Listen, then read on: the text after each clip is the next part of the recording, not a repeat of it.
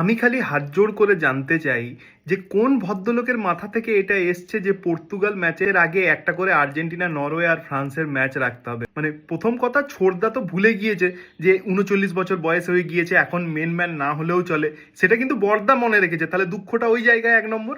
আর 2 নম্বর হচ্ছে যে এই নরওয়ের রোবট বাচ্চা ভাইকিং আর ফ্রান্সের এই নিনজা টার্টেল কচ্ছপ, এরা মনে হয় গার্লফ্রেন্ডের মাথায় হাত দিয়ে দিব্যি করে এসছে যে জোড়া গোল ছাড়া মারবই না।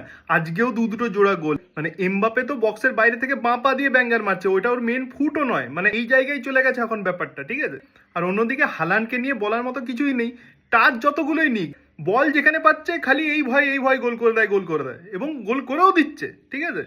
এই দুজনকে নিয়েও যদি শুধুমাত্র প্রবলেম ছিল তাহলেও ঠিক ছিল।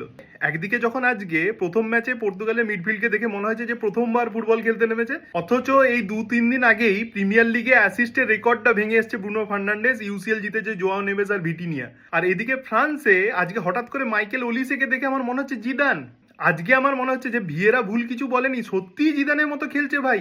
কি সব পাস বার করছে ওগুলো, যাকে আমি ভুলেই গেছিলাম যে লোকজন নরওয়ের মেসি বলতো, সেই ভদ্রলোক ওডেগার্ড ম্যাচের শেষে এমন ফ্লো স্টেটে চলে গেছে ভাই, 2-3 জন মানে কোনো ব্যাপার না, বেরিয়ে চলে যাচ্ছে হুসহাস। এরপরে যদি পর্তুগাল ধাড়ায় না আজকে, আমি জানি না ভাই আমি মানসিকভাবে কোন জায়গায় থাকবো। খুব কঠিন পরিস্থিতির মধ্যে দিয়ে আমি যাচ্ছি, সবাই একটু দোয়া প্রার্থনা করবেন।